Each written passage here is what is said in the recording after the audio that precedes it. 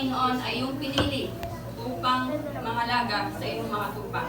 Kaya naman ang dalangin namin, Father God, at nagdideklara kami, Panginoon, nabigyan mo sila ng Espiritu, Panginoon, Lord God, na may katapatan, na may pagmamahal sa kanilang gawain na kanilang pong tinanggap mula sa iyo.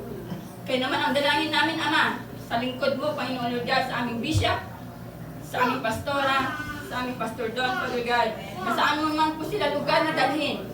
Ang aming panalangin ay patuloy nilang taglayin ang tunay na presensya mo, Ama. Taglayin nila, Lord God, ng Espiritu ng katotohanan. Taglayin nila, Panginoon, ng Espiritu, Lord God, ng may pag-ibig sa kanilang tungkulin, Father God. Taglayin nila, Panginoon, Lord God, yung tunay na protection mo. Na saan man pong lugar, O God, ang aming church, globally, ay dadalhin mo sila sa iba't ibang lugar. Andun yung pagyakap mo, Panginoon, sa kanilang mga buhay. Palakasin, patatagin ang kanilang pananampalataya at sa lahat ng aspeto ng kanilang mga buhay, O God. Hindi lamang, Panginoon, Lord God, sa kanilang mga sarili, pagkos sa kanilang mga pamilya, ay patuloy na makasuporta sa kanila.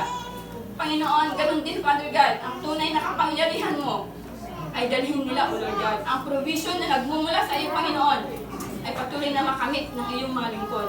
Kaya salamat sa kanilang mga buhay na patuloy nang inaalay, O Lord God, sa kabilangan, Panginoon, ng mga iba't ibang bagay na kanilang nararanasan. Nandyan pa rin sila, patuloy na nagiging malakas, nagiging matatag, na nagbibigay sa amin, Panginoon, ng lakas upang kami ay patuloy na lumapit at magtiwala sa iyo.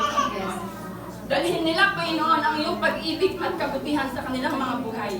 Kaya naman ang lugar na ito, Panginoon, Lord God, ang buong GCLDC, sa lahat ng mga pastors, Panginoon, na yung tinawag, O God, ay pangalagaan nila na may katapatan ang kanilang paglilingkod sa iyo.